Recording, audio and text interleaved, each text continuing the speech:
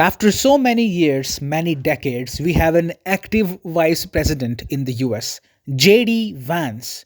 On Valentine's Day, he was in Germany with his beautiful wife, but in his speech at the Munich Security Conference, there was nothing rosy for the Europeans. Vance tore into Europe, called out their retreat on fundamental values, democratic backsliding, and the massive assault on the freedom of speech. On the very first day of the conference, JD Vance began his day by dealing a massive, humiliating blow to German Chancellor Olaf Scholz. Vance refused to meet Scholz, saying his days were numbered anyway. Vance said, "We don't need to see him, he won't be Chancellor long." German officials were left fuming, of course. One of the officials said, "It is disrespectful toward Germany. I cannot stand Scholz, but he is still our chancellor. But if it fits, the Trump administration does not care about its allies." Another official said it was an embarrassing snub.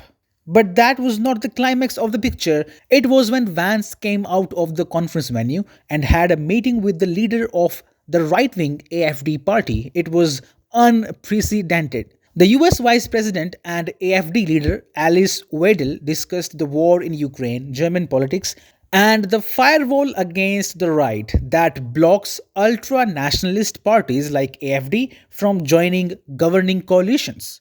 The meeting came just weeks before a German election where the anti immigrant, anti Islamist party is expected to finish second, riding a wave of anti establishment sentiment. This was not the first interaction between AFD and a figure linked to the Trump administration.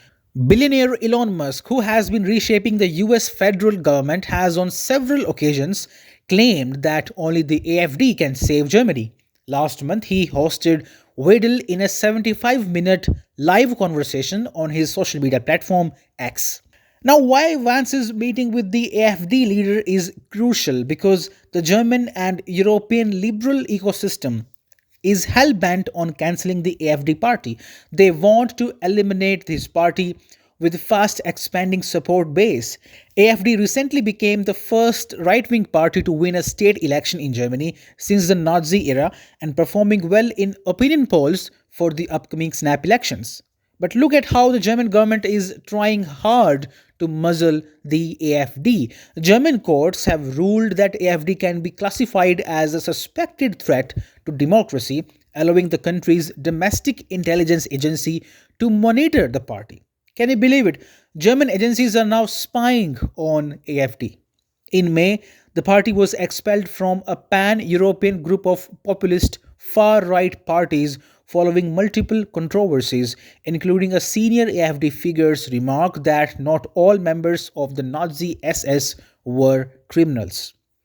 It is important to note that Elon Musk has already dismissed AFD's alleged ties to Nazi sentiments. In January, Musk attended a campaign for the AFD party virtually and said children should not be guilty of the sins of their parents, let alone their great grandparents. Musk added, "It is good to be proud of German culture, German values, and not to lose that in some sort of multiculturalism that dilutes everything."